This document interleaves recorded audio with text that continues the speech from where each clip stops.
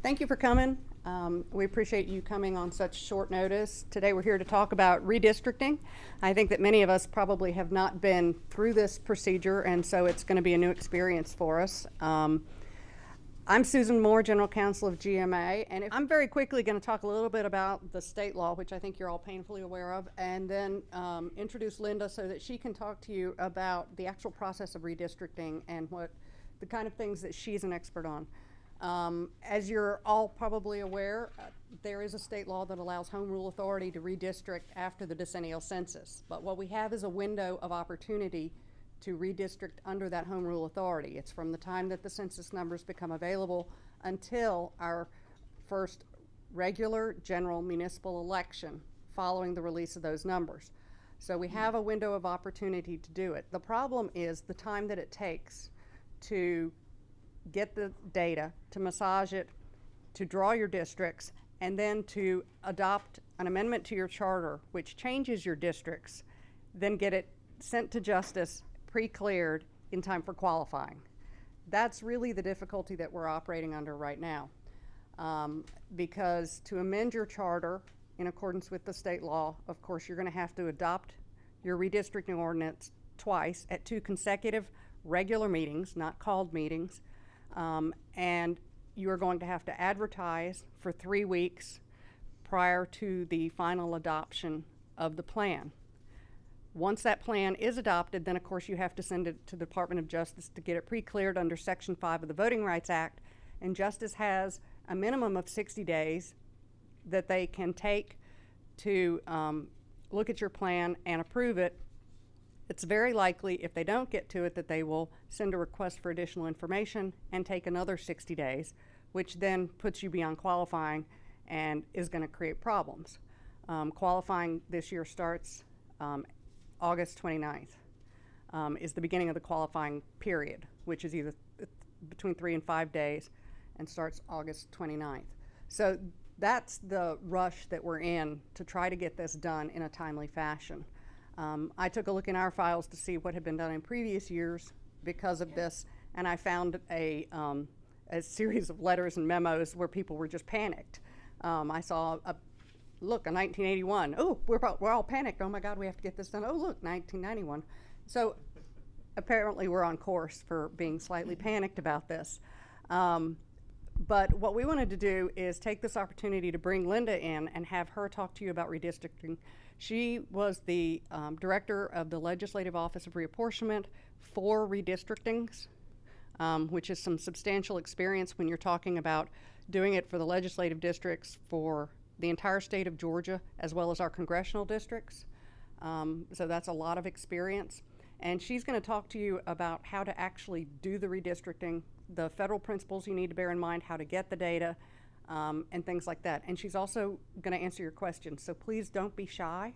If you have questions, please ask. So without further ado, Linda. Thank you, Susan.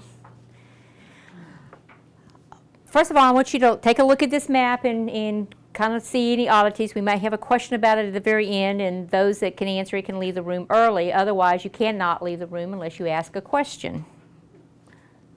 Okay. As Susan has said about the redistricting, about cities being able to do themselves, the beginning point, of course, is the fact that the 2000 census data was released the last week of March here in Georgia, and it is called the PL 94-171 data. And I'm telling you that because it is the official redistricting database. And it is the only game in town. This is the database that the Justice Department recognizes as the numbers that they use to analyze your plans, etc. There's other folks that talk about doing their own census, or because they have some additional information that they think is better, they want to adjust the numbers and add that in. Basically, that's just a complication. You've got to live with the census data. And later on, I think there's going to be somebody that's going to ask me about, well, what if we don't like our numbers and we're going to challenge them? The challenges to the census numbers are called the Count Resolution Program. It doesn't even begin until June, and it's going to take a while. For those cities that are challenging, you need to have some specific ideas about what's wrong with your count. you can't just say, oh, I know we've got more people than this and this is wrong and I want you to come back. They're not going to do that. You've got to say, we think that in this area you counted some people in the county that are actually in the city, and show that. Or you're going to say, you know, you took this apartment complex that has 6, 7, 8, 900 people and you placed it outside, or something, or that you've moved something. So the more specific you can be in those challenges. And I suggested this morning that you might want to call the Regional Census Bureau here in Atlanta about any kind of guidelines that they may need or can offer you about how do you challenge these numbers and what kind of information. But I don't think a general idea of we don't think our numbers are right is going to quite get it. But also on that subject, while I'm thinking about it, when you do question the census, and some things they may find on their own in reviews and just send to you without your questioning. They're going to send you that data. In the past, you got that data and just said, we have added 1,216 people to your city. And that's what they told you. That was it. They didn't tell you what census block or anything else. This is the first time that they're actually, if they make a correction, going to take that population and assign it to a specific census block. However, that is only the total numbers. They will not give us any racial characteristics for that block. So unless local knowledge can give an idea about, you know, what those characteristics are, that's going to be a guess or an estimate or whatever. So that presents us another little wrinkle in the redistricting as far as the numbers and the race numbers and all that we have to submit under Section 5 of the Voting Rights Act. Are you saying if you challenge and you get additional, or even if they come up with additional, it's the additional that won't have that type of information? Any what they call count resolution, which is a nice word that sounds good on their part, for a census number count correction, is what we would probably be more normal, will only be the total number attributed to a census block. It will not have any of the racial characteristics attached, regardless of whether we point it out to them or they find it or whatever. It's only going to be a total number.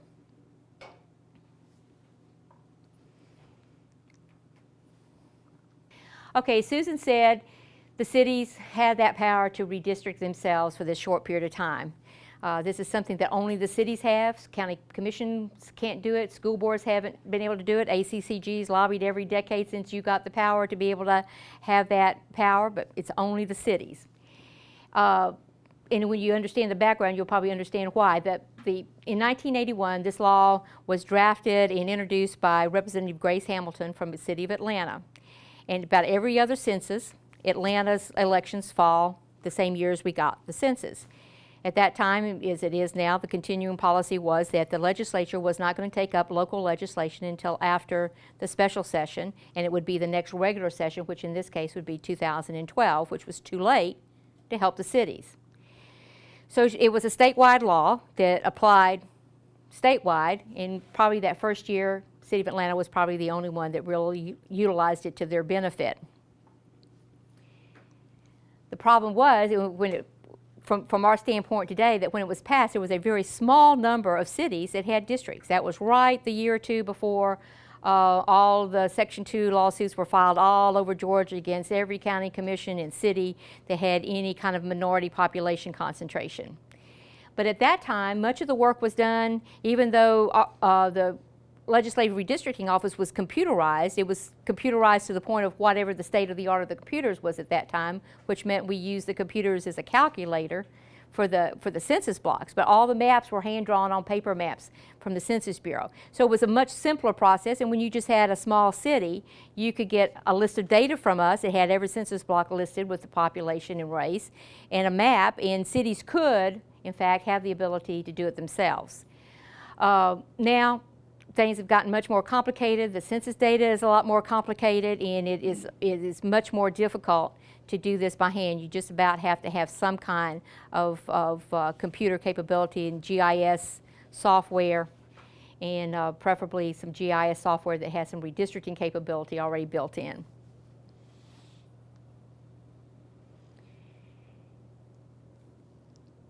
To catch you up, so there, yes, sir? I just have to ask about consolidated governments, like Augusta, Richmond County, Columbus, and Athens. Do you know whether or not they will be treated as cities or counties? I think for purposes of redistricting, my impression is, I know for Athens Clarke County, for example, that they're treated as county for this purposes, and that we do those for the next election, because your elections aren't held in an odd year, are they? When's your next election in Augusta? 2012?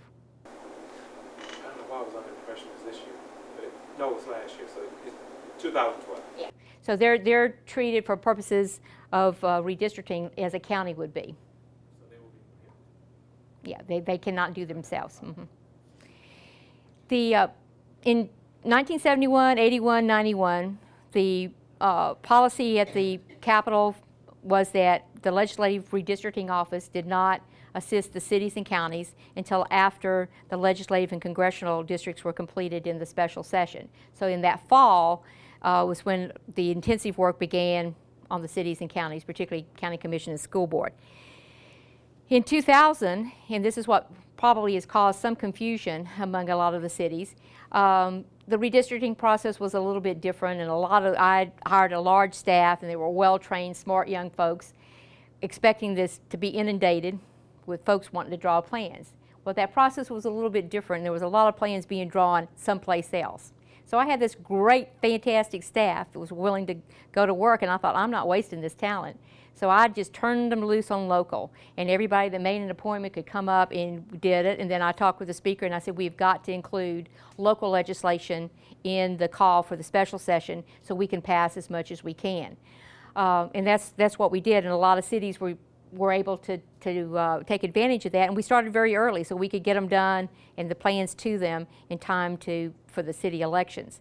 Well, this time they've changed things. The staff is much smaller. It's about the same size as what I had during a normal year that was not redistricting, so that staff is not available to you. With all that said, let's talk about redistricting. What's required and what you need to get started. Let's talk about, first of all, the legal requirements. There are 2 legal requirements for redistricting. The first one and the oldest one is one person, one vote.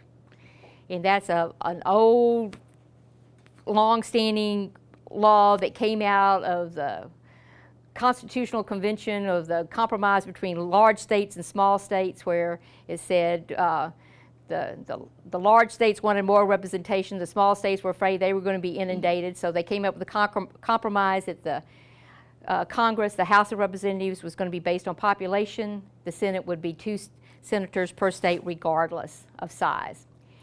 So that was written into the Constitution. So the only legal reason for holding a census every 10 years is for redistricting. And after a whole series of laws and whatever into the early 60s, it finally got down to one person, one vote, and it got applied all the way down to the local level over those period of years during case law. Now, you're going to hear a lot of the jargon. I want y'all to be familiar with it, because as you deal with it, you have to know. The first thing is, well, one person, one vote, ideal district size. What is that? Well, you take the total new population of your jurisdiction, and you divide it by the number of districts that you have. So if your city council has 4 districts and you have 20,000 people, you take that 20,000 people and divide it by 4, and you get, what, 5,000. So that is your ideal district size. The state House takes the new state total and they divide it by 180, because we have 180 House districts, and that's their ideal district size. So it's just the total population of the jurisdiction divided by the number of districts that you have. That is total, not voting age or anything. It's based on total, babes in arms, everything. So it's the total population for this. Because one of the reasons that you could argue would be that people would say, well, during a decade, because these numbers last 10 years, a lot of the folks that are children now grow into voter age population at that time, and you have people come and go. So it's total population. Then you can ask, well, if that's the ideal district size, can we vary from that? Can we deviate from that ideal district size? Well, case law has said that for congressional districts, they have to be as close to 0 as it is practicable to achieve. But also think about how big a congressional district is. you know. So if you take 500 people out of a congressional district, could be 0.01 deviation, for example, how big it is. So it's very important for congressional, and congressional are based on the whole nation, and they want every congressman to be as close to the same number of people representing as possible. So they really hold fast to that 0 deviation. However, for legislative districts and local redistricting, that allow us a little bit more leeway. One of the reasons is that the smaller the jurisdiction is, the smaller the number for the ideal, then a census block or various sizes, there could be some way that no matter which way you shifted a line, that there was no census block available to you that would hit right at 0. So they know that you have to be flexible, and they've allowed that. So that what they say on this one is that districts could vary a plus or minus 5 or an overall 10%. Okay, so that means in this case that the largest district should be no more than 5% more than that ideal district size. The smallest district should be no shorter than minus or an overall 10. Now, there can be exceptions to that in that that overall 10 is what they're looking at. So let's say that you were drawing a district and there was one boundary that was just a perfect boundary because everybody in the city understands that this, where this creek is or this major highway or road or whatever, that that's a good boundary. And in order to get to 0, you've got to cut across it and pick up 3 blocks, only 3 blocks of a subdivision or something. And so you went, in that instance, to a plus 6. But your smaller district was only a minus 4. You'd still have that 10% overall. But in most instances, it's pretty easy that once you, with the block level data, to keep within those 5% and meet most of your guidelines. But if you vary, the Justice Department's not going to be looking at your one person, one vote. If it's within that 10%, they just assume that it's okay. But it's where you can be challenged by somebody else that just doesn't quite like what you did on a plan, or looking for a reason to get it set aside because some other plan, if it gets redrawn, they think the line might move, they might be better able to run or have a better chance, or somebody that just likes to challenge things. If you go over that 10%, the burden's on you to prove that it still meets those guidelines, and that where you varied, you had a good reason. You kept incumbents intact maybe, although they say that's not really a good legal reason, but or you kept to this major boundary that was understood by everybody, et cetera, or didn't split a subdivision, but you have to have some good reasons, but the burden's on you. If it's less than 10%, the burden's on that person that's challenging you to prove to the court that for some reason it's not fair. And you said the burden was on the city, so what's the standard that would be looking I at? feel certain that it's preponderance of the evidence. Okay. Yeah, I don't know of any reason it would be anything greater than that. Yeah, I agree with Susan's. So Linda, can I understand 5% from district to district, but the sum total of all the standard deviations Being 10. not to exceed 10? And we're going to go over a stat sheet in a few minutes, and we'll go over this again. This is, okay, the second legal requirement is that a plan cannot violate the 1965 Voting Rights Act. And that's primarily made up for our purposes today of 2 sections. And Section 2 says that a plan may not have the purpose nor the effect of diluting minority representation. This can get complicated. You know, there's a lot of case law, but let's just break it down to its easiest way to explain. First of all, and a lot of this goes back to a lot of the first times when we were creating these single-member districts. We went from at-large to districts, and we had a lot of rules. Now the pattern is kind of set, and this is a little easier to meet than it was in the beginning. But it would really be, I think, important to any city that is still going from single to, from at-large to single. We just don't have very many cities left in Georgia that have any kind of sizable concentration of minority population that are not in districts. But it was meant to be, for example, that you couldn't take all of the population. Let's say that you had a heavy minority population, but you took them in one district and made that district 80, 85, 90%. And on the district that bordered it, you had a district that was only 40%. Well, the Justice Department would look at that 85, 90%, and they said, whoa, you know, that's packing. You don't need that type of concentration of minority population to have a strong minority district where the minorities can have a candidate of their choice. You could have taken 20% of that minority population and moved it to this district and to 60%, and then you would have had a 60-65 and a 60-65 or a 70 and a 60, but something that was that. So that would have been called packing. The other thing they looked at would be something where you took that district that had been 85-90%, and you took part of them and you put them in this district. You left part of them in this district, and then you moved the rest of them to a third district. So you had 4 districts of maybe 40%, or 3 districts of 40%. Well, that was called cracking. So they were talking about packing districts or cracking districts.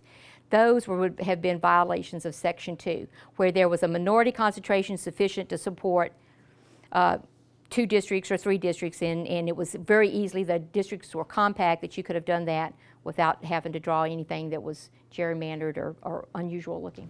Linda, do you remember what is the percentage for a safe minority district, and whether that's voting age or population as a whole? That has changed. For the longest time, and Georgia was one of the states that helped redefine that this last redistricting cycle. For the longest time, they considered 65% total population the magic number, with a 60% black voter age population, the magic number.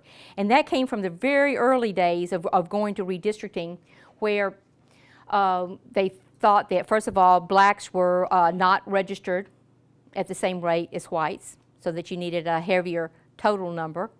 Secondly, that if they were registered, they didn't always participate at the same rate as whites, so you needed a higher voter age population. And thirdly, that the minority community usually had more children under 18 than the white community, and so that you had to allow for that. So they came up with this idea of 65% total and 60% black voter age population as being a viable minority district. Well, that's changed over the years. First of all, the whole business about more children or not, that's pretty much not as much the case as it ever has been. But in many of our communities now, African Americans register and vote at a higher percentage rate than their white neighbors do. They also, we showed a lot of data when they did the House and Senate plan last time, when we took the numbers down, that we have better election data that shows this, but that they showed in many instances where blacks were getting elected in districts that were much less than the 65%. So they have really kind of backed off of that, and it's going to probably depend on the jurisdiction. There's an expression or that Justice Department has always been fond of using, and that was the totality of the circumstances. You'll see that in case law and whatever, and that they say they look at everything, so that, and that kind of protects them, because if they give you a hard, fast rule and you meet that but they still don't like it, they had to have a way to say, well, yeah, you did that, and you met the letter but not the spirit. So they came up with a totality, so they would look at a lot of different things. Well, they're looking at that now, and they've kind of come off of that 65% rule, and they're going to look at that, but it's not the magic number that it used to be. Well, how about if your current safe seat meets the old threshold? I guess from a retrogression standpoint, that becomes the standard, or does it? You're saying that the seat that's in effect now is 65%? It was 65 when it was passed in 98. Is that going to be Justice's standard if, for whatever reason, the population shift makes that map look more like a 61? That 61 is probably going to be okay, particularly if you have an African American or a minority incumbent in the district now that has got elected with those numbers. They're supporting the plan. Map. Okay. When you say the benchmark, and we'll talk about this a little bit when we get to the stat sheet and whatever, I'm probably getting ahead of myself, but you know, you've got the existing plan, which is the benchmark plan, the one that's in effect now, and you have 2 sets of numbers for that plan. You have the numbers as it was passed after the 2000 census, and now you're going to have the numbers for that plan as it exists under the 2010 census. So, and we'll talk about that a little bit. The second legal requirement is Section 5 of the Voting Rights Act, which says that any change in voting policy has to be submitted to the Justice Department for preclearance under Section 5 of the Voting Rights Act. Now, most of you city attorneys are used to that in that you have to submit annexations. If you had to, if a councilman resigned or whatever and you had to have a special election, you have to submit that. And it's pretty much pro forma for you. But okay, on this one, on preclearance, they're looking when they get this plan up, and this goes to what he was saying about whether a plan retrogresses. They're going to look at it to see if when it started it had 3 nice districts, 3 strong minority districts. Does the new plan have 3 strong minority districts? And if not, why not? In some instances, it could be that you had 3 strong ones, but that one district was 25–30% short because of shifts in population or because of growth of annexation around the edges of the city. Can you make that one up? But in so doing, you had to take some of the black population from another district and it brought it down to maybe 61. But if it's 3 viable districts, then you've still met that retrogression. So you're trying to maintain what you have going into the plan and into the changes. That's what they're going to look at, and if not, why not? So it's not saying that you have to. There just could be that the changes in the population make it impossible. That if you've gone from an ideal district size of 3,500 up to 5,600, and the population inside with the minority has been pretty stable, and that population growth is attributed to new areas that you have annexed around that are white suburbs or something, well then you have to say, okay, this is the shifts I made and this is the best I can do balancing that. But you have to be able to explain that because they're going to be looking at, did you move backwards in the number? And sometimes just because of the differences in population, it's not going to be possible to maintain them exactly, but it has to be effort made to do so. Preclearance is a major part. We talk about these 2 legal requirements, but this has gotten to be one of the biggest parts of the submission. And as I was saying a while ago, you as city attorneys are used to making the submissions for annexations, a special election, or whatever, and you do the submission, you send it up there, and for the most part within 60 days you get a reply back, and it's usually not a problem. It becomes a major part of your strategy for redistricting, and let me explain to you why. Every jurisdiction in the country that is under Section 5 of the Voting Rights Act is doing what we're doing and talking about what we're doing, and it all hits at one time. And even though the Justice Department beefs up the staff, adds staff, they can't add enough to handle each one of these as they come in. This time, though, it has even another wrinkle in that a lot of the folks at the Department of Justice that started doing this about the time that I did, well, they did like I did. They've retired, and they've had to hire a whole new crew. They've got a lot of new staff that has been through training but has never been through redistricting. They've got a set of rules they've been handed that they're going to be very rigid. You're going to get calls that to you think, oh my gosh, what planet is this guy living on? But to them, it's an important question, and they don't have the wide experience to be able to kind of, and so they're going to call and ask you, and answer them as thoroughly as that you can. Because what happens is they have 60 days to review your plan.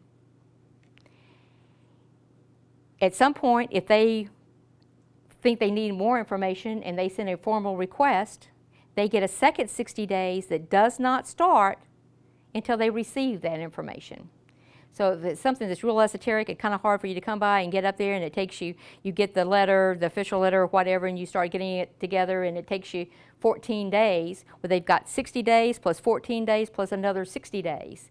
And right now, that just puts us out of the game as far as the fall elections for councilmen. Are you going to talk about that scenario later, or Susan, are you going to address that later In what way? in the program? I guess what? About what happens? Yeah. Let's wait till we get toward the end, and it flows better as we get along. So this becomes a major part of the process. And we're going to talk a little bit more about what you can do to enhance your chances as we get through the. But I want you to know that you've got to build this into your thinking and know that it's a problem. Now, as far as the redistricting stands, going to start with step 1. the first thing that you need is that you need the 2000 census numbers of your existing plan. And I call this a one person, one vote report. So that you take those plans and you put the new numbers and you get these totals. Linda, we're in the process of trying to get an appointment, but as a practical matter, do you think there's a chance of getting just, the 2010 numbers superimposed on your old district map, before you go up there, so that you'll at least have a starting point? You can talk with your elected officials and. You mean getting the office to send those to you? Yeah. All you can do is request it. I don't have an answer for you. I know y'all used to do that. I know, but I can't answer for the new crew. Okay, this takes some time over this now. This is the stat sheet that basically is the one the state has used for the last 2 or 3 decades. I mean, in fact, it's pretty much what we've used since the 1971 redistricting. May have been modified somewhat because of additional information from the census over the years, but this is what it looks like. Up here, this is self-explanatory, but let's talk about this. Now, in some of the in the reports that I do, the state doesn't pull out that one, just your city. But if you're doing it kind of by hand and you can have some options, this could be LaGrange and the total population, and then the total black population and percent black, which is the percent of this number. This is something that is going to be new to you. You saw it last year, but it was just called something else. This is all or part black. Let me give you a little history on this one. Prior to the 2000 census, the Census Bureau, before any census, tests every question.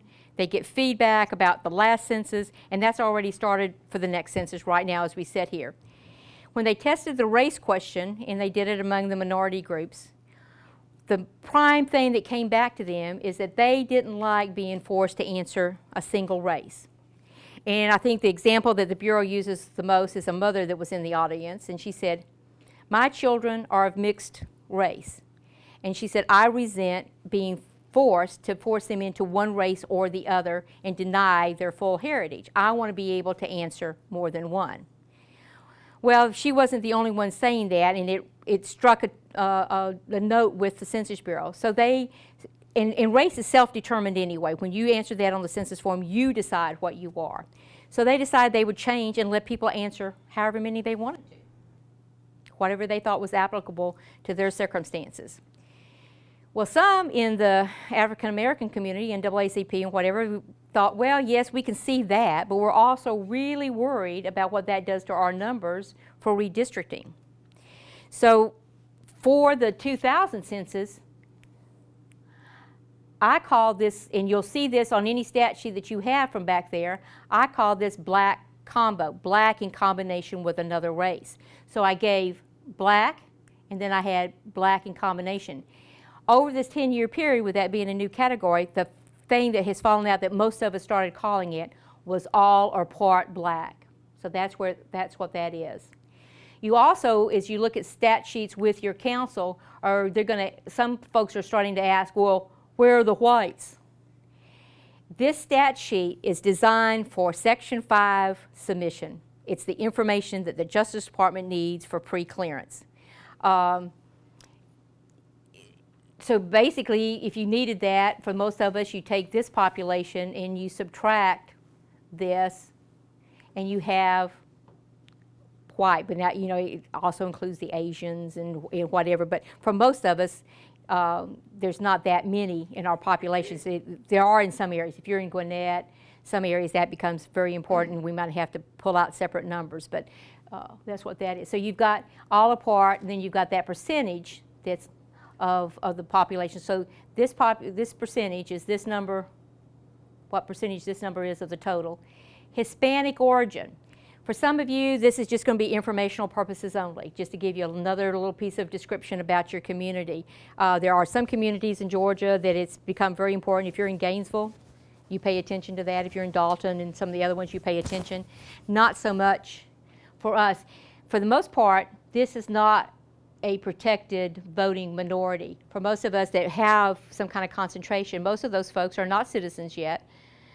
And so therefore they can't vote. So this is a Voting Rights Act. So they're not protected so much. Now that doesn't mean that that number's not important, that it may not become an issue for some people about how they style their ballots as far as ballots in 2 languages or this, that, and the other. But for the most part, for most of you, this is going to be informational. Now, that is not a separate category by itself of race.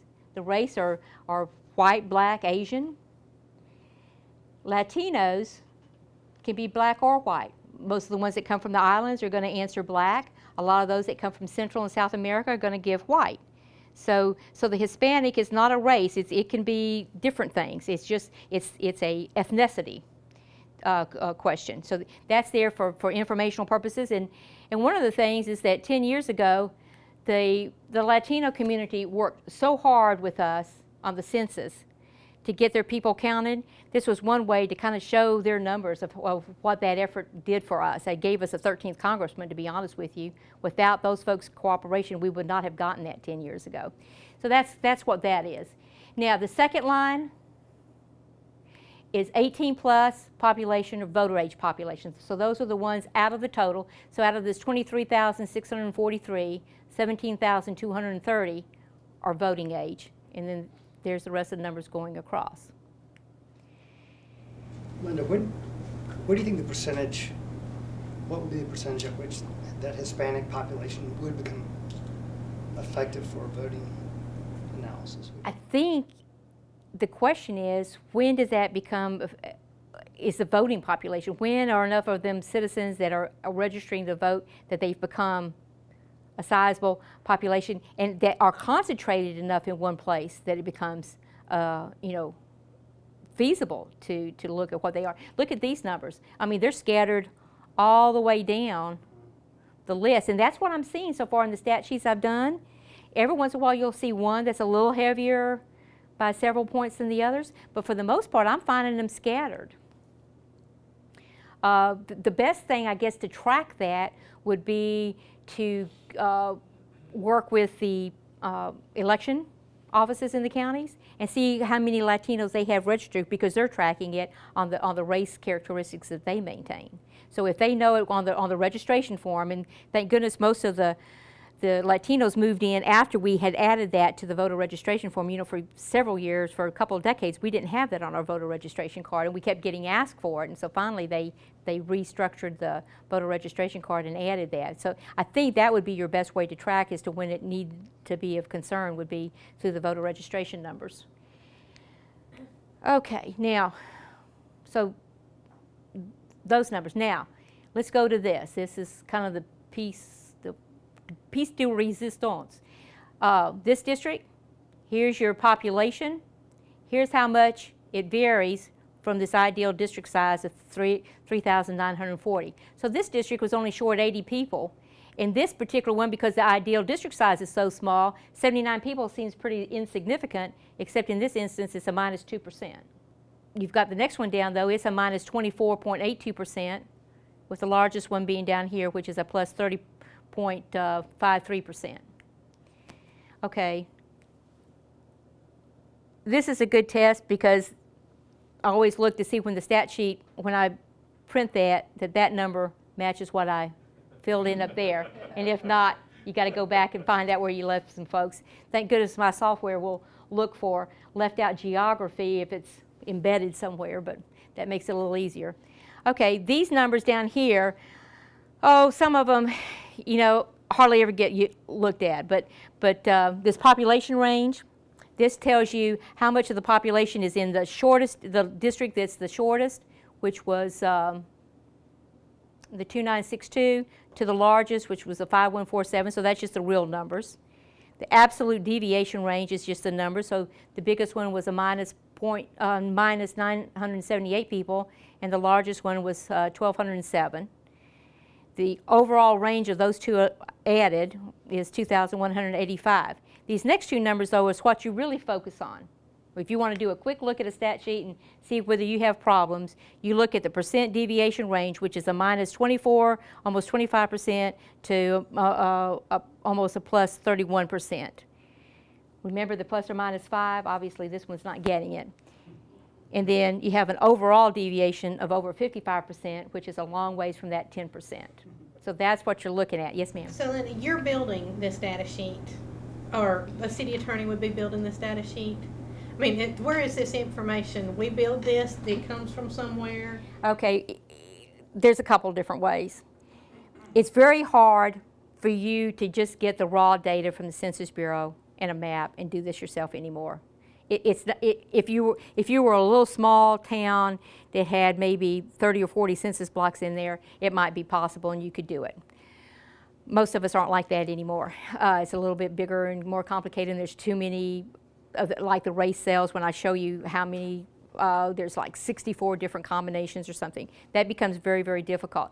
In the last couple of decades, where you've gotten this information most often has been at the reapportionment office at the state capitol.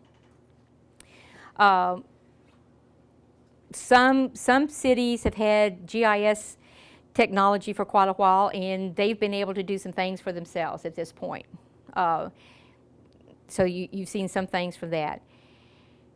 I wasn't going to get involved in this at all this time, because once I walked out of there February 1st, 2005, I thought I was through with redistricting. But because of Drew Whalen and Susan, I've been in a few cities that that I'm the only one that ever did the redistricting. They had called me starting in December. And so after giving some thought, I thought, well, you know, I could do some, particularly the cities, because it's in a period of time where they're kind of in this limbo land. So I'm doing a lot of cities. I'm willing to help as many of you as I have time for. So, I mean, we can talk about that. But, and I think we're trying to get together, and Becky's going to get out some information about where you can get the Census Bureau, but depending on what your city is, you know, it could be harder or whatever. I think that the city attorney shouldn't have to do it. I think if anybody at the city was going to do something like this by hand and figure it out, it ought to be somebody in the planning department, or to sit down and do all that kind of nitty-gritty work. But So the reapportionment office at the state capitol will be the place you'd start? I would call them first and see, will they do your one person, one vote report for you? And, you know, I don't know how fast they're going to be able to work. Somebody's told me that they called and they can't get an appointment till the 1st of June. Some folks have, you know, so you need to at least check with them and see what they tell you, and then go from there with what the answer is. Okay, so then once you have this and you see that you have a problem, step 2 is to cure the problem. Cure the inequalities of the population. Now, primarily you've got to meet the 2 legal requirements, one person, one vote, the Voting Rights Act. But in doing that, you can also take into consideration the cores of the existing districts, trying to, you know, maintain those. Everybody's kind of used to that. The constituencies know who to call, etc. Communities, that's what I said, trying not to split a subdivision or a neighborhood if it's should stay together, if it makes sense to stay together. And you have to try to maintain your incumbents in so far as that you can't shorten somebody's term. So let's say that no matter how you draw a plan, there's 2 incumbents, you know, live side by side or so close together that you can't separate them. Well, if you have staggered terms, just say a little prayer that one of them's up for election this time, and that he just doesn't get to run again, and that the person that's left will run 2 years from now or something. But because you cannot shorten somebody's term. Linda, I have a question about that. I mean, I understand the need to protect incumbents. It's not a legal requirement. It's a political requirement. You've got to get the plan passed through the council. So the more incumbents that you make, you know, Speaker Murphy taught me, count your noses before you call the vote. Well, the more incumbents that you make unhappy, and those are the folks that have to vote the plan, then, you know, you're not going to get a plan passed if we don't. But it's not a legal requirement, particularly if you can explain why it wasn't possible. But, you know, you can lose 1 vote and still win. If you lose a couple of votes, then maybe not. So it's more of a political consideration, a practical political consideration than anything. But the legal consideration would be, for example, you can't shift a district so that this council member is no longer in that district moving forward, right? So that would remove, I mean, he no longer resides in the district he's representing. So that You can't do that, I would assume, is that right? Is that what your last bullet point really goes to? Well, mainly I'm saying that you cannot draw the plan in such a way that if you have two incumbents, that neither one of them run for 2 years, and you'd have to, I don't know, I think, and I have to do some research because it's been a while since I thought about that.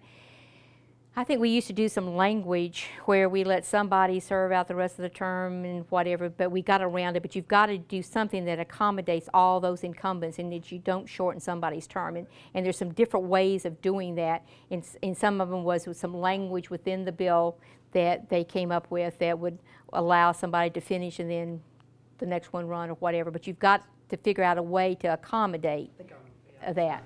So in the city, we would need to change language in our charter if it's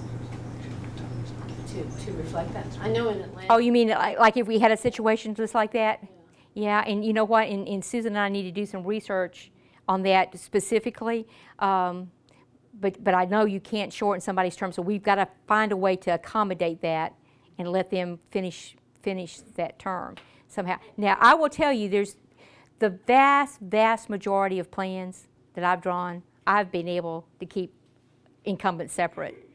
It's a rare occasion that you come up with this problem. I had a question about, sort of along those lines. If you're doing a plan and your midterm, so how does that affect the current term? You draw a plan now that changes the configuration? For the next election, for the next regular scheduled election. It's for the next election, so the representation currently would just stay as it is. And it becomes in effect the next term. But for candidates, you would have to consider any candidates for their residency with the new plan. Yes. Once that new election cycle starts, the new plan kicks in, and that is the plan, and qualifying's based on that, et cetera. But representation remains the same until that term ends. Yes. Yeah, I know. Right. But I think you're right, there's some standard language that we've always used in the plan that establishes that those effective dates become later. And Sewell Brumby was like an expert at coming up with that language, and so we could get with him, et cetera, and come up with something that we needed to. But there's language that we've always used in there, but we don't need it very often, okay? Every once in a while we've had to, and sometimes, it's come up where we really had to do some drastic changes, et cetera. But for the most part, you're not going to run across this problem. The census data and all gives you enough flexibility that usually there's a way to figure it out. But for those instances which not, then we're going to have to. Okay, now this is when I said, cure the problem. So this is that plan with the numbers fixed. District 1 was that one that was minus 2.01%. It was within the 2% range. It didn't seem to be any sense because, and when I drew plans, I always said the plan one, I usually tried before, if you had an appointment next week, I tried to sit down this week, get your numbers based on the 2010, and I drew what I call the first working plan, where I sit down where I try to keep the incumbents apart, but without knowing personalities or anything else, I did what I call minimum change that cured the problems, and that's where we usually started from. And that's what this plan I did. I just took something and then I fixed it. Well, this one didn't need fixing, and it was on the edge. I could leave it. So that district is the same as it was on the existing plan. These other ones all had to be shifted. Now, I should have had something side by side, but you've got these two that were heavy. This one has always been about that number. In fact, this one probably came up a percentage point. This one went down. It's less than it was under the benchmark plan. But it was in an area where things had to shift because of the shifts in population. These other two districts were landlocked, and it had to take from the district that was over. But this is also the district that we know it didn't exist 10 years ago, and it's because of the shifts of population and the annexation and what was being built in there. So we knew, in this case, that there's a big apartment complex, and only phase 1 is being lived in right now. Phase 2 is almost being completed, and the local authorities know that that is probably going to be primarily minority population. So his district is going to immediately start coming back up again. But again, the next rules is that this 61%, the 57% voter age population in this district should hold the day. We shouldn't have problems with that, okay? Going down to here then, see how these numbers have come down, or minus 2.34 to plus 3.22, and overall 5.5%. So well within the ranges. This one I put in just for you to have some kind of idea of, and it's not very clear, and I apologize, but I will talk a little bit about what is on there. Of if you're working map with GIS, then you've got all the census data and everything available to you. The color is the new districts as they got drawn. These heavy black lines, I can overlay your existing line. So I constantly, as I'm working the plan, I see where I'm making the changes. When I make the presentation, or when you take that plan back home to councilman or explain it, you can show what they lost and what they gained.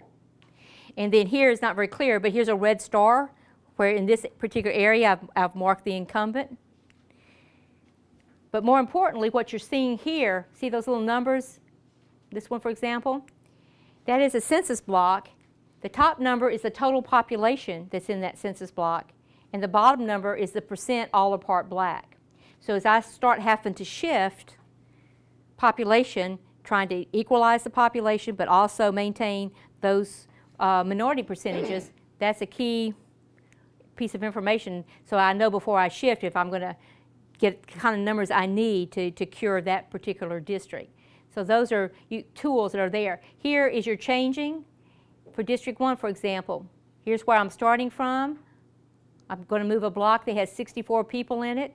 So I'm going to be up to here. This is going to be the new deviation and the percent deviation. So, and then over here it's showing me what I took away and the fact that it had the other effect of what it went down to. So I'm kind of seeing what I'm changing, the effect on both districts I'm having as I'm moving.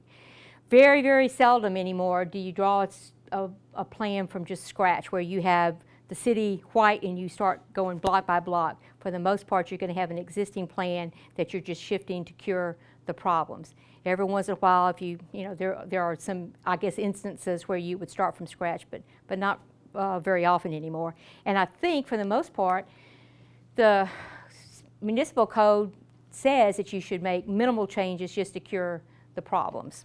But you know, minimal changes is one of those things that's in the eye of the beholder. Okay, step 3 is the ordinance itself. Once a plan has been adopted by the council, what do? You've got to have an ordinance for them to actually look at and to put before them and to pass.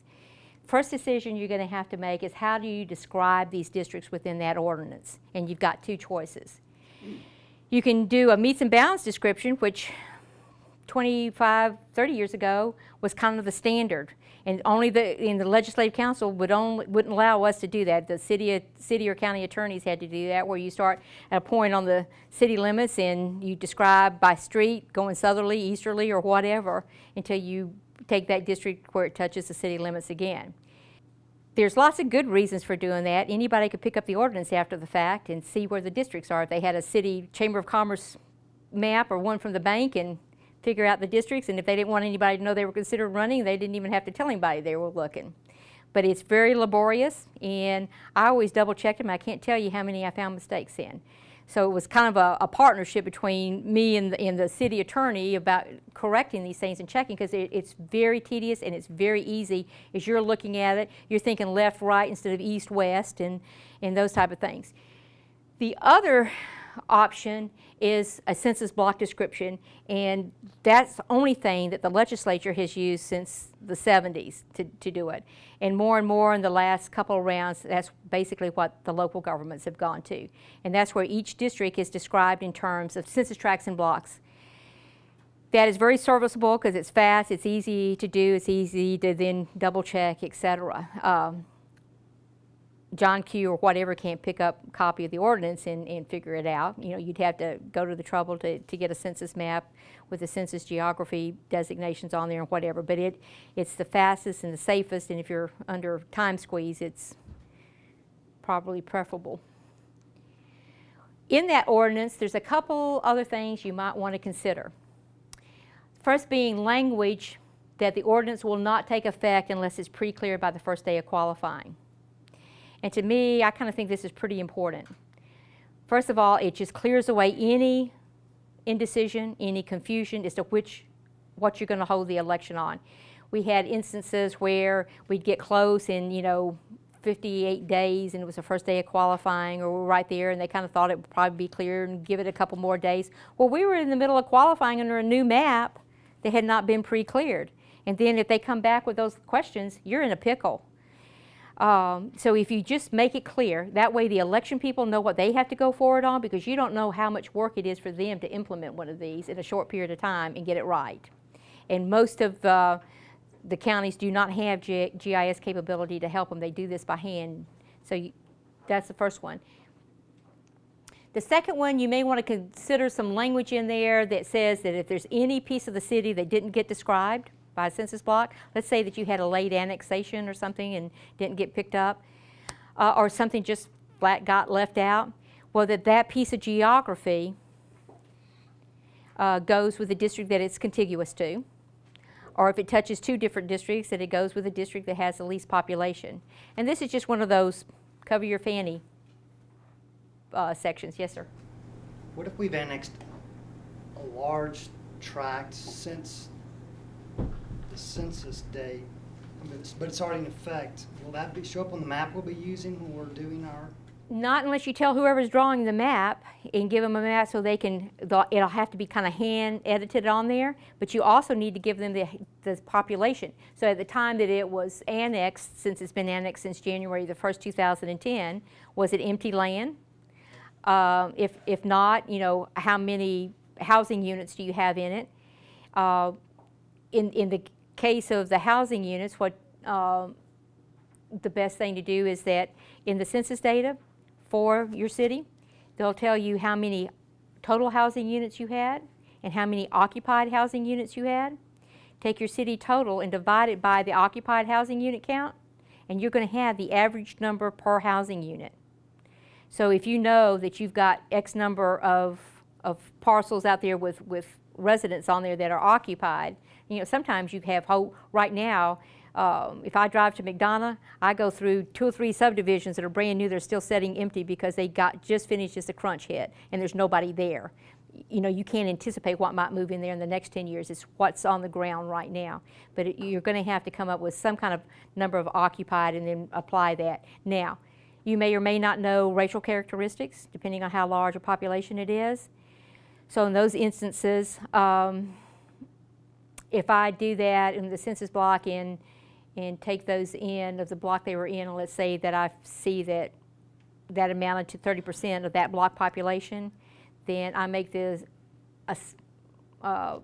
assumption, good or bad, that the population is evenly distributed. So I take 30% of the voter age population for that block, 30% of the black, 30% of the all of black, 30% of the Hispanic, and fill in those numbers. Now, the question will come up, so since we're talking about hand splits and or estimates and whatever, let's talk about the question that comes up about, can you split a census block? I hate to have to do that.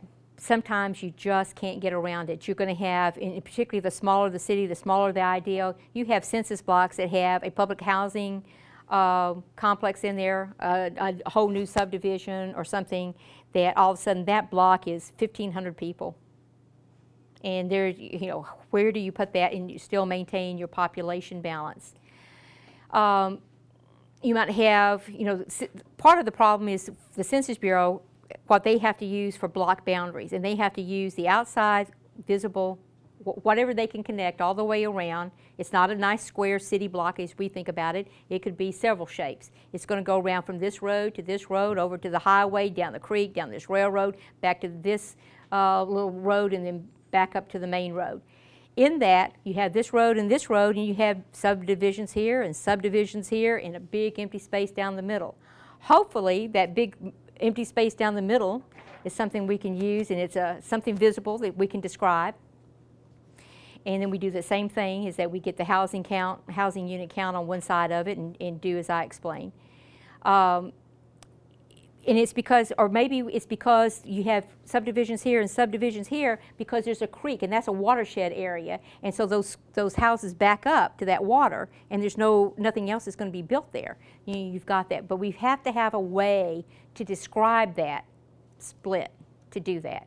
It's very tedious, and you could probably do one and not destroy the integrity of the numbers too much. But don't try to do it 2 and 3 and 4 times to make it work. Then you're really out on the limb. So if there's only one, you've got a block, and for some kind of a reason, 2 incumbents live in the same census block, one in this subdivision and one on the other road, and you've got something like that, or if you've got numbers problems or whatever. But if you're going to do it in a plan, probably only do it once, because the more you do it, then those numbers that you got from the census kind of go out the window. And remember what we said, the PL 94 data is the only game in town. The exception would be where you've had annexations, and you've got to come up with that. And some of, in 2000, when we were growing so fast, by the time we got the census, we had lots of annexations that we had to take into consideration. The growth has kind of slowed down, so you're not seeing quite as many of those this go around. Linda, are the census blocks, are they roughly the same in size? I mean, how do they determine what, or is there no? The rule should be, and I think in 1980, when I convinced the leadership of the legislature to purchase block data for the whole state so we had some flexibility, they explained to me that it was the smallest areas that you can bound on all sides by a visible ground feature, with the exception of a city limit or a county line or something like that. When we got it, it wasn't always quite the case. There had been some kind of tributary they could have divided on, or unimproved road, or a pipeline that would have been just perfect for me to use, or something like that. But for the most part, the rule is it's by visible boundary. So it could have several sides. It's not going to be that nice. And okay, because of that, you're going to have some blocks that have 0 people. You can have a whole lot of blocks in a subdivision that are pretty much the same, whatever. And then you're going to get some of these blocks, because of the shape of the census block, that have 700, 800, 1,800 or something in there. And then it becomes really a big problem. Here's another hard question. Is every census block going to be wholly within a city or wholly outside of a city, or is there going to be some that are? Bless them, they did make the decision to make every block totally within the city. That some earlier census, that was not always the case. We had some split blocks, but they did give us the data on either side of the split. But now the census blocks are wholly contained within the jurisdiction. Okay, submission to the Department of Justice is back to where we were talking about a little earlier. I cannot emphasize enough, and in the packet that you got that was put together for you, there is the new U.S. DOJ, Department of Justice guidance that came out April the 15th. It's a lot more readable, it's a lot friendlier, etc. Content-wise, I didn't see a whole lot of changes, but you need to take some time to go over it. Be sure that everything they ask for in mandatory, and then I think there's one, I forgot the title they use, whether it's additional information or supplementary information. Go through that, and I'm telling you, you want to not give them a reason to come back to you for the second 60 days. So it has to be as complete as possible. We're going to go through some things that I think need to be in there, and then I'm going to also talk about some things that are just kind of community kinds of information that you need to put in there that are not strictly related to the redistricting plan. They do not have easy capabilities for reproducing the maps that you sent up there, particularly of your existing plan. So I'm telling you, I forgot what the new guidance says, but I'm telling you to send 2 copies of the benchmark plan, a copy of the 2000 census numbers for that benchmark plan, a copy of the 2010 census data for that benchmark plan. Okay, so they've got all of that data. Send a copy of the preclearance letter for the plan that's now in effect. that has, or you have to give them some kind of number or something, but you know, you can look at that, but be sure that you refer to that so that they have it. Then you want a copy of your new ordinance, 2 copies of the new redistricting plan, and the stat sheet for the redistricting plan. So those are the bare minimum for just the plan itself. Now, Can you go back to that slide, please? Chattahoochee Hills is a new city, and from what I understand, there is no 2000 census data that we can use. That it was kind of guesstimated how many people live in that area of South Fulton County. right, it was one of those, yeah. Right, and we have severe deviations between the various council districts, so we're really Send gonna struggle. what the redistricting office gave you when that legislation went through, because the rule is they couldn't have drafted the legislation. They had to have put something in there. That's why they had to come up with some kind of numbers. Send that as a beginning point. What's really going to be more helpful to them is the 2010 numbers. But go ahead and send what went with the legislation. There was a map and some kind of a stat sheet that went with that when Chattahoochee Hills was formed. Right, and then right on the eve of creating the city, Palmetto annexed a huge tract of land right in the middle of what is now Chattahoochee Hills and pulled it out, which again messed up all the numbers. So it's going to be problematic for us. But that was after well, go with what you had first, because that's all you've got. But then the 2010 is what's going to be important, and then what you do afterwards.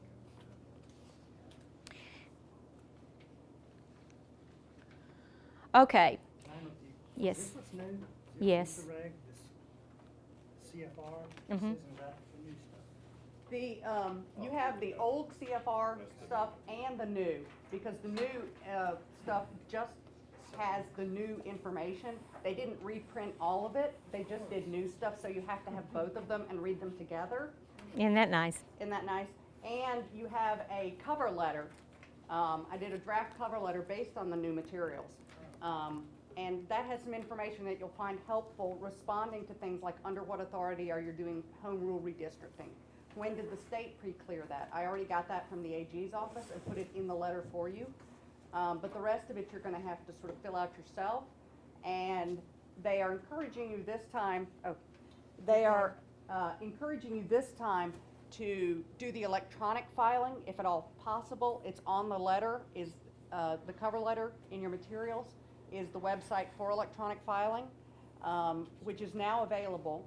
How long has that been available? For a long time, actually. We electronically submitted all the state stuff in 2001. But apparently they've worked out some bugs. Yeah. Dennis Dunn at the AG's office, I've been communicating with him, and he's been very helpful with this. And he said to really use that if you can. Then we suggest you send a backup copy, hard copy as well. The good thing about using the electronic is it gets there immediately, and you can attach your maps electronically and things like that. But if you go through the written document, it will help you answer these questions and make sure that you have everything compiled before you sit down to try to start entering your data. Okay? So that was a good thing about the electronic, because that kind of goes with this. Because of electronic filing, and she's right, it's Drew Whalen told me that's all he uses now, and it's worked really well from him, but we used it for, there was some things we had to send by hand 10 years ago, but we could send the bulk up there and get the process started, and I think now they've made it where it's easier to do all of it. One of the things you need then, once everything's done, and if possible, and it depends on what kind of method, who does the plan for you, what kind of software and whatever, is to do a database file, what I call a block equivalency file, which takes each of the census blocks in your jurisdiction and says block 101, District 2, block 102, District 2, block 103, District 4. So it's a database file, because the Department of Justice has their own redistricting software, so they can pull your plan in easily, and they do their own analysis. So you can do that. You can take your maps, the small maps, and attach them as PDFs. You can take the stat sheet and attach it as a PDF. Obviously, you can send your letter as a Word or PDF document, whatever. So you can, and they spend some time, I think, in this new CFR talking about the electronic submission, but it's a really good way to, and it makes it easier on you, I think. I think it's much easier on you.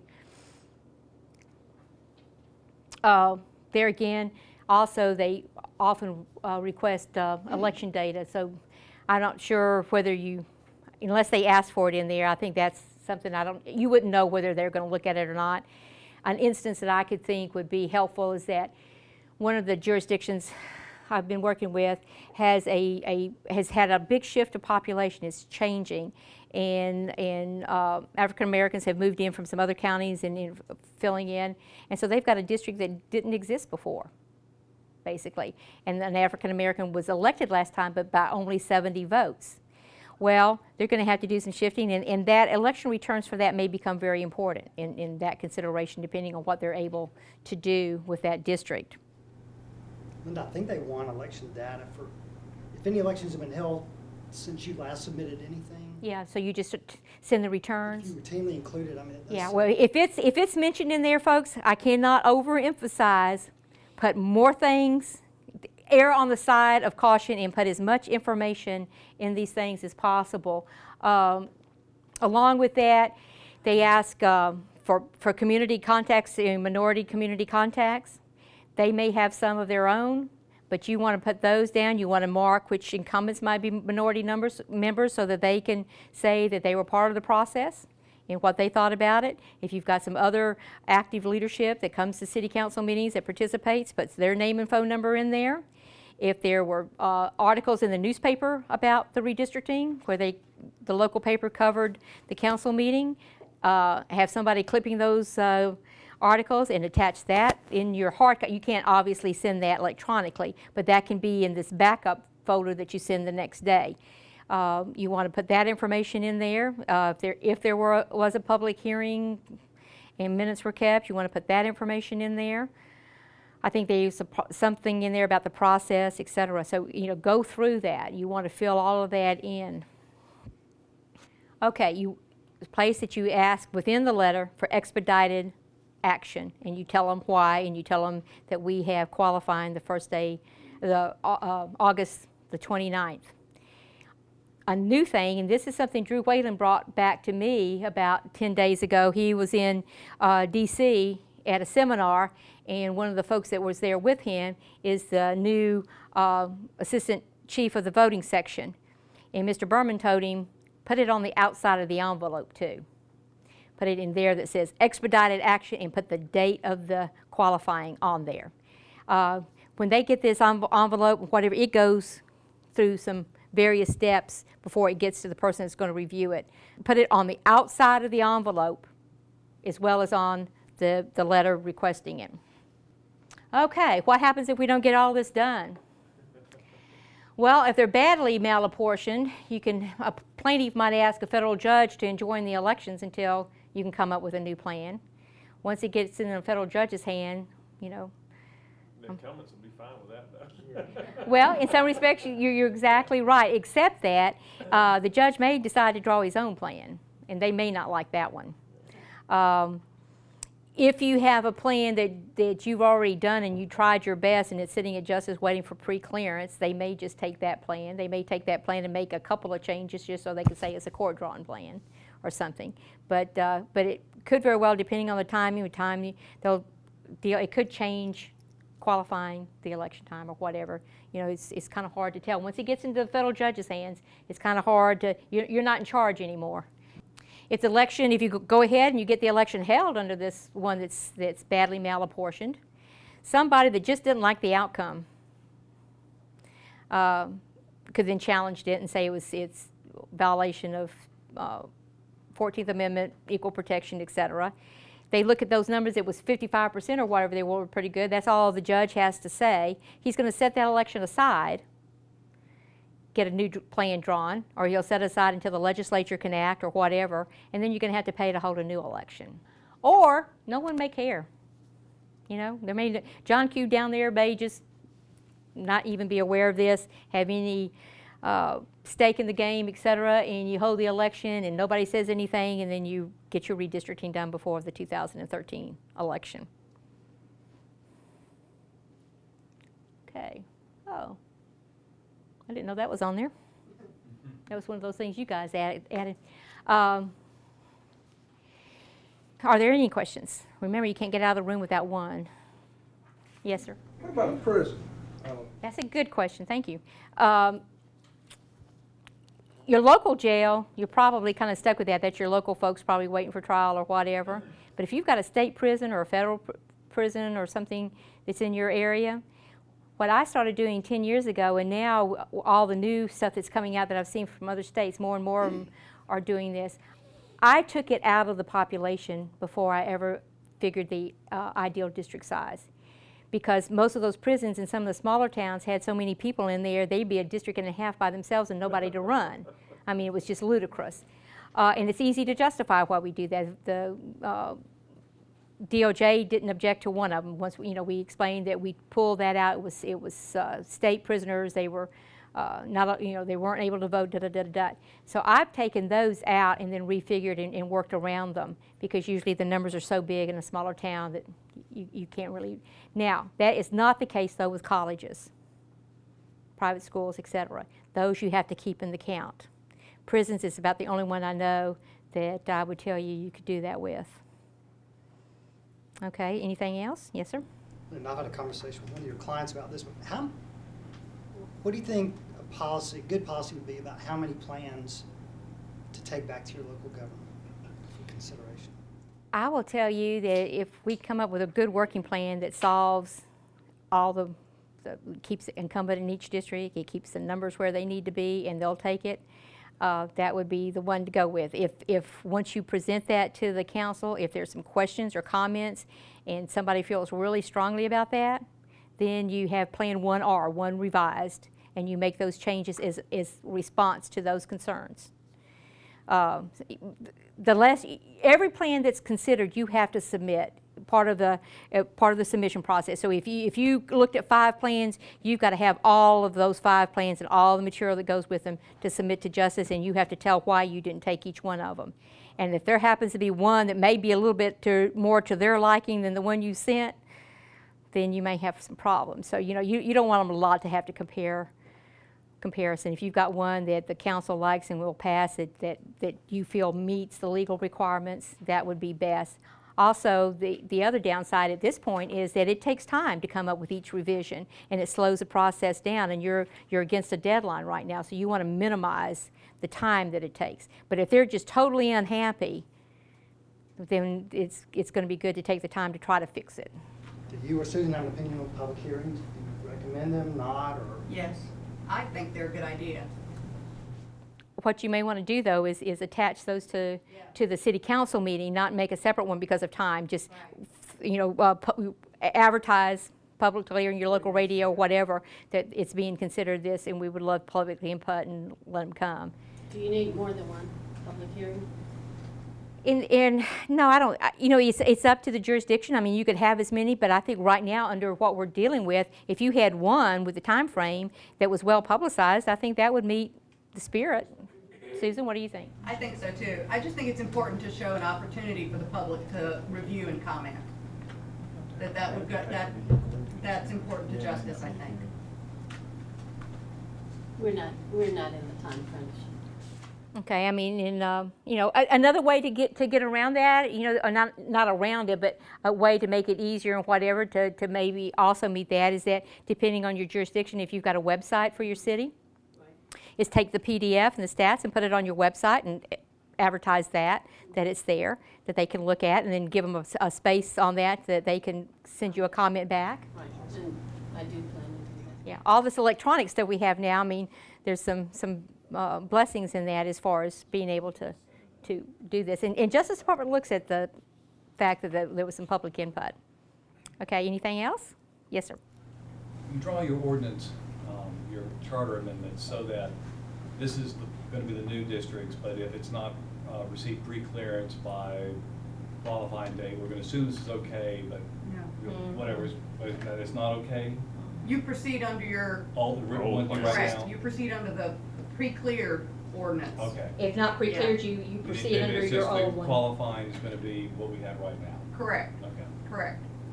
And you're running with chances that you may be malapportioned, but Right. it's what you have to go with. Preclearance is a bit of a misnomer.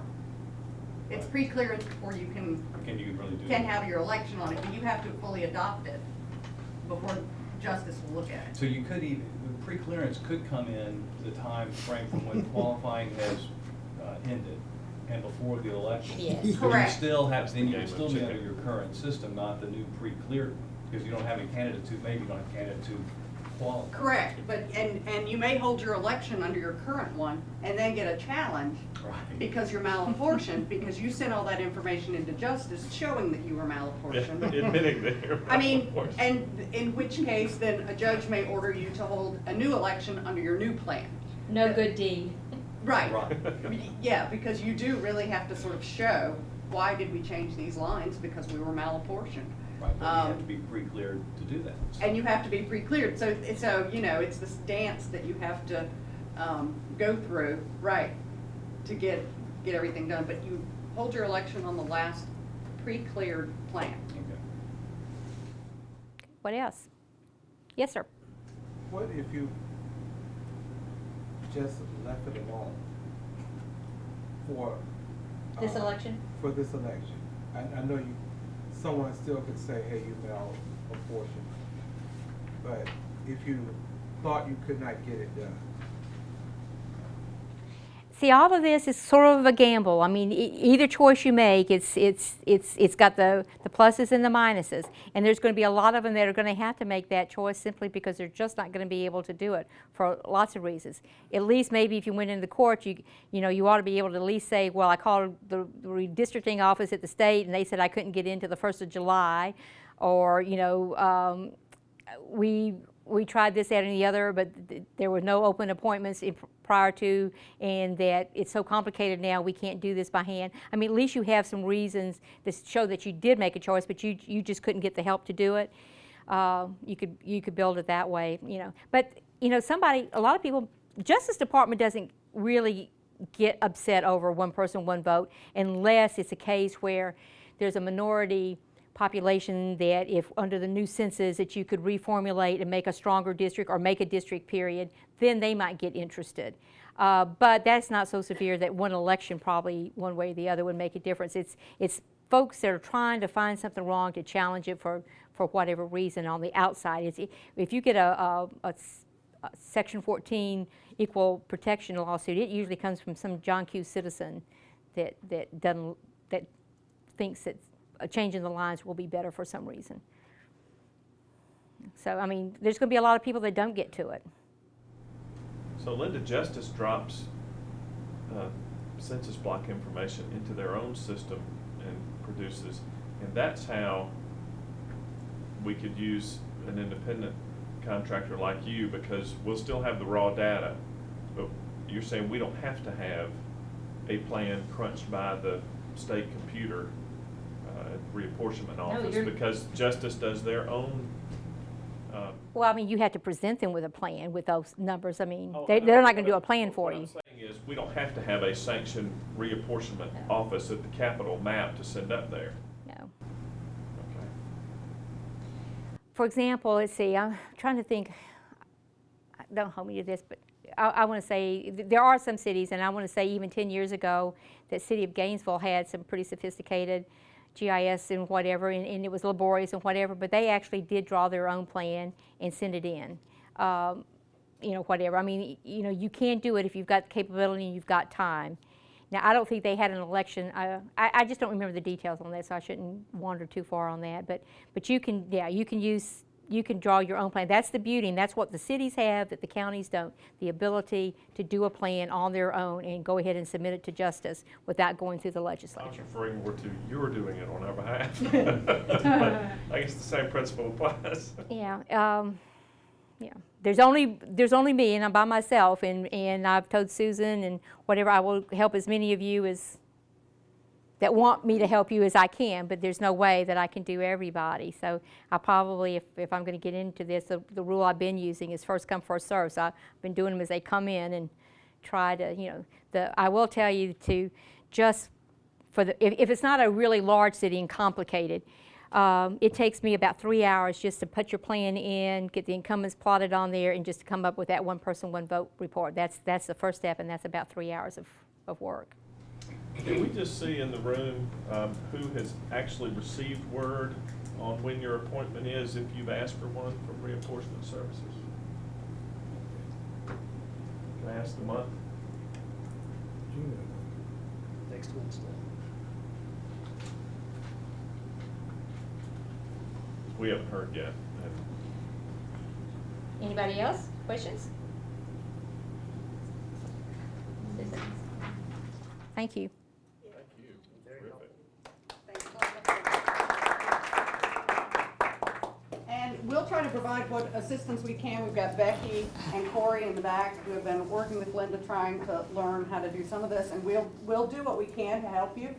I can't guarantee that we'll, again, with Linda, we'll be able to get you all there, but we'll do what we can.